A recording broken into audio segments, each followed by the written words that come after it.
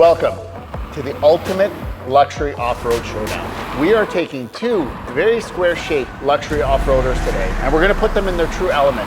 I'm driving the 2023 AMG G63. To introduce the opponent today, we've brought along Kevin Cranswick from JLR Royal Oak here in Calgary. Today be driving the 2023 Defender V8 P525, and I think we'll put up some stiff competition today. We're going to run them up a snowy hill, see what their traction is all about. We're going to take them to a frozen lake, but we're not going to drag race them because I'm not Matt Watson and you're not watching Car Wild.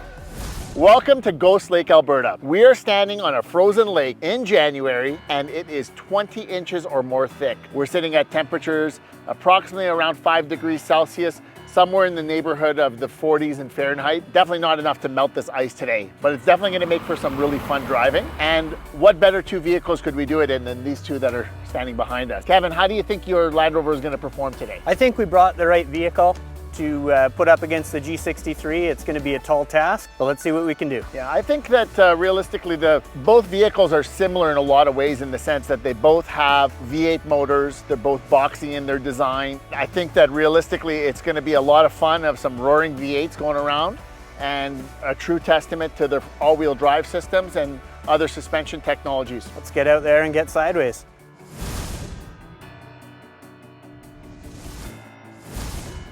Today's video was sponsored by Continental Tire. Thank you for giving us the grip that we needed to make it through the day.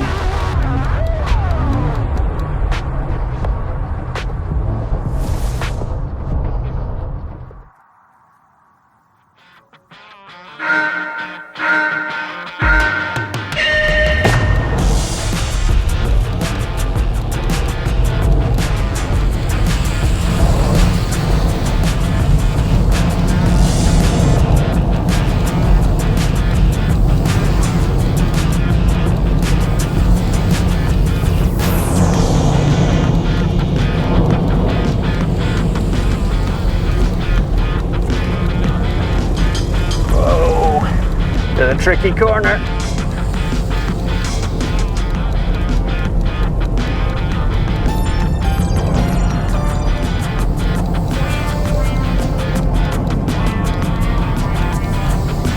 Oh, got some traction issues,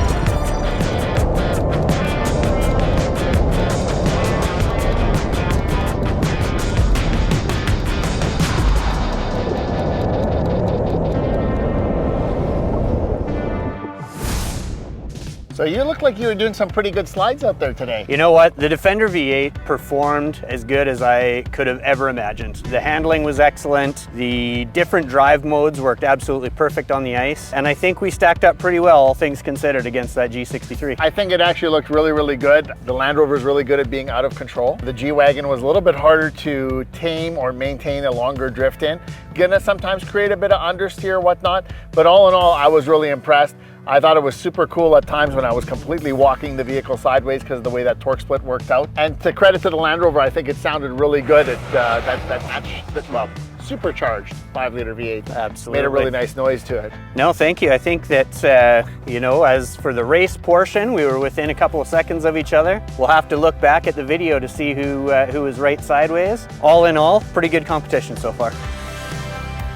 Now that we finally got both vehicles to start driving straight, we're gonna leave the frozen Ghost Lake, Alberta, and make our way into the wilderness of the 𝐿𝐼𝐼 Mountains to continue this epic challenge. Welcome to our uphill drag race. We've got the 2023 Defender V8 110. This packs a 5-liter supercharged V8 with 518 horsepower, 463 foot-pounds of torque, weighs in at 2,450 kilograms. We're gonna do our very best to beat that heavy G63 up the hill. Let's see if we can do it.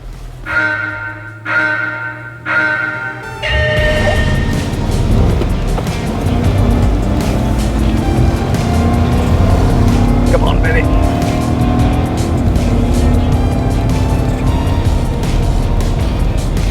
Whoa.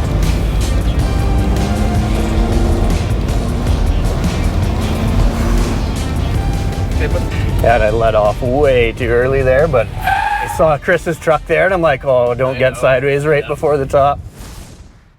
Okay, here I am in the 2023 AMG G63. It's got a load of really nice features. It makes 577 horsepower from a 4-liter bi-turbo hand-built V8 that also delivers 627 pound-feet of torque at a very flat 2,500 to 3,500 RPM. There's also a bit of weight to this vehicle. It's got 5,830 pounds of mass to it. Now it should help me with the traction running up this hill right now. We got to be careful ripping up this hill here to make sure that there's going to be no issues. And we've got spotters on the other side of it all, but we're going to see how this fares out. AMG dynamics are in Pro. The suspension is just in Sport, not Sport Plus, and I've got that powerful rumbling exhaust. So we're going to see how this goes right now.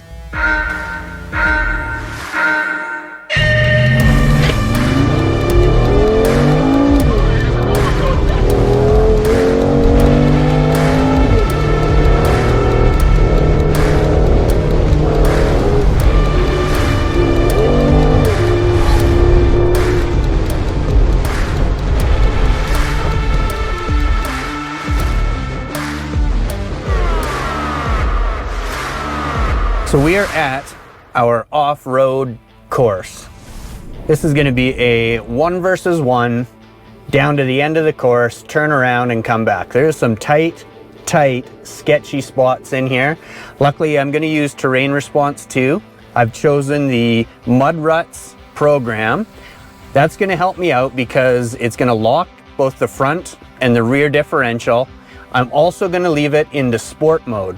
So I'm gonna get the stiffer steering feel, I'm gonna get the quicker response with the throttle, but it's still gonna give me the best traction possible. I guess we're just gonna have to see if it's enough to win. I think a little bit of driver ability is gonna come into play here. Mazen, after 3 kids, just gonna say he might have lost a step. Let's see how it turns out.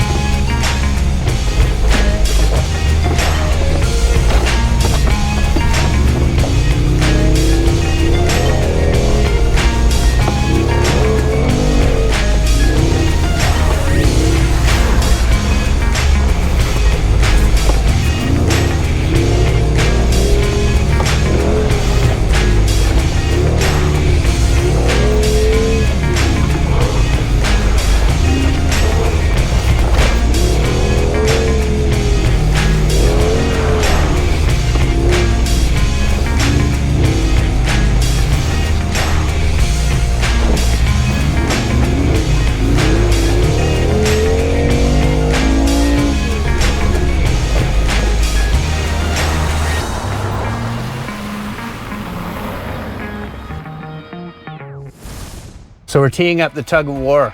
I think we give up 350, 400 pounds, give or take. Mazin also outweighs me by a good 40, 50 pounds.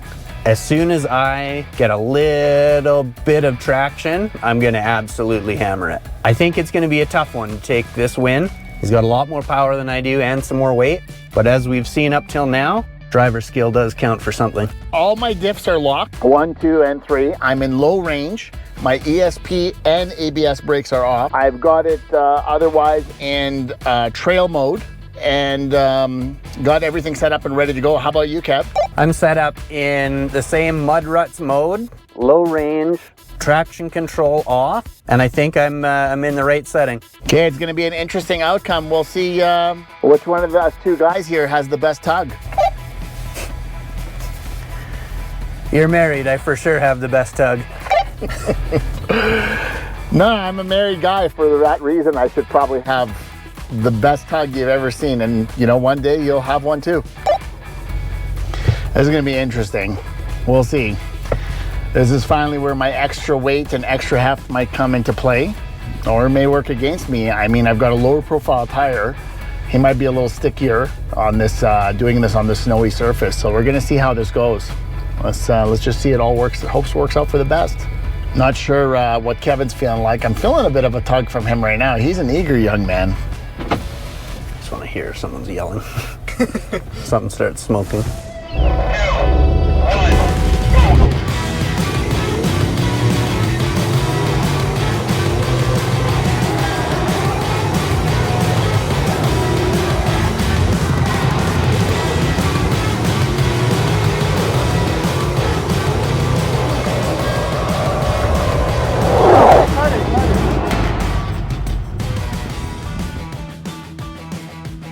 We cut the Tug of War short before it became a Tow of War. And now we're heading back to Mercedes-Benz downtown Calgary to debrief on how the epic challenge went today. It's been a long day. Feels like we traveled the earth today. We did a lot of testing. One thing we really did miss was the beautiful sound they made. V8s are a dying breed. They're getting more and more rare. And these two vehicles sound fantastic because they do have V8s. Give it a couple rests for us so we can hear. Just crank it right up.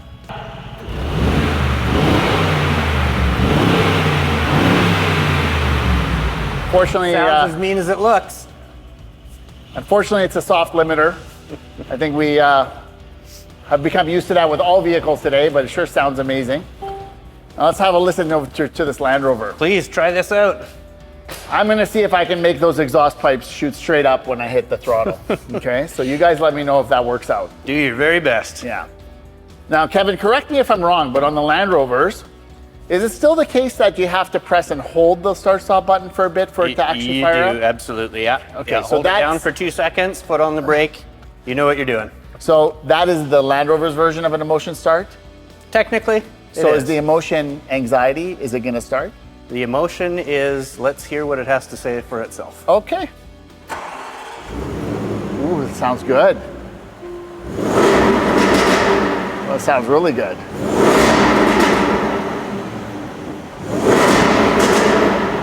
I can hear that supercharger whip up. That's a 5-liter V8. It's fantastic.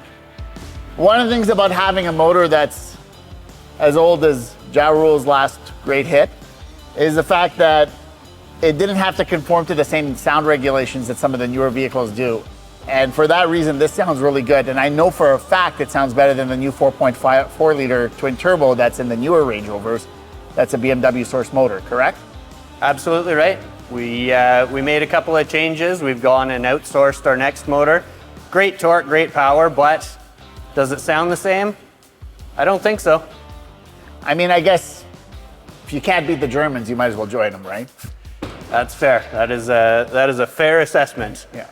Maybe let's have an assessment on what happened today. So what happened today, quite simply, was we paired up what is really a box that at heart is actually a sports car, which is the one right behind me.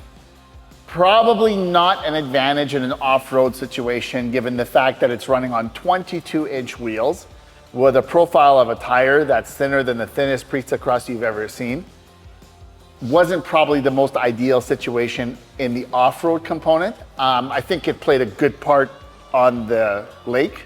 It was fantastic, all the power it put down. I think you're absolutely right. I think that in order to make it a real comparison, the G550 probably does line up a little bit better off-road. And obviously you've got something like the G63 4x4 squared. That's something that we didn't get to see today, but I'm sure that would have performed pretty well. Yeah, and I mean, we can't discount the fact that the Defender V8 is considerably less than a G63. So a 550 would have been a more formidable competitor. We know that from a performance perspective, if we're doing this test where these vehicles are not really the message they're trying to convey, even though they don't look like a sports car on the outside, they definitely do perform like a sports car. The G63 definitely would have taken the trophy in all tests when it came to braking, acceleration, and handling, because that's what it's made to do. Just like it would, you know, completely stomp out a G550. But to the credit of the G550, in a purpose-built situation for what we use them for today, it would have been a more formidable competitor. I'm not gonna say it would have been on the ice. On the actual lake, I think the G63 had a lot of advantages, being the fact that it had the amount of power that it did, Gotcha. you know, and the way that it put it down. It did want to straighten out a lot more than the Defender did. There's no doubt about that. I think that they were, you know, the design there is to keep it more in line with the handling. And once again, the G550 is not built to do that. And the Defender V8 definitely, from what I saw, is a really good performer for what it does. I think from an off-road perspective, it's a great choice. It's a really nice vehicle for that. And I think from a price point perspective, it's really competitive, particularly with the G550.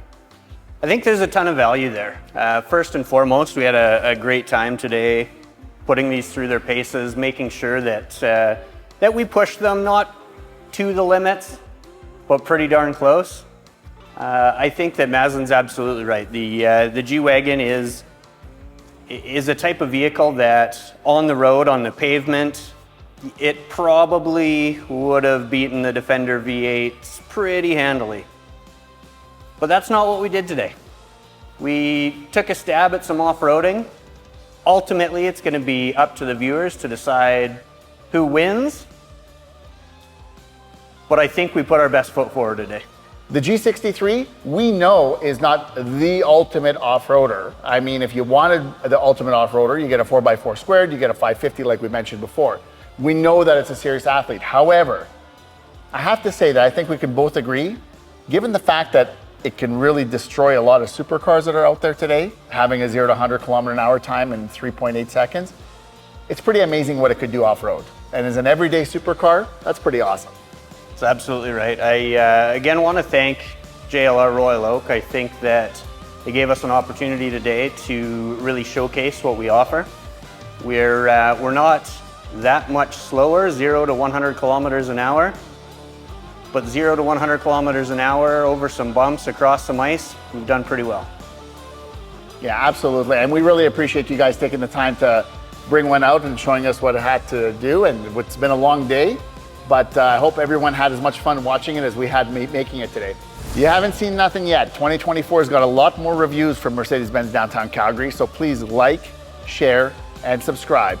Turn on your notifications, and you're gonna find out when we release the next one. I think you're gonna have a lot of fun watching it.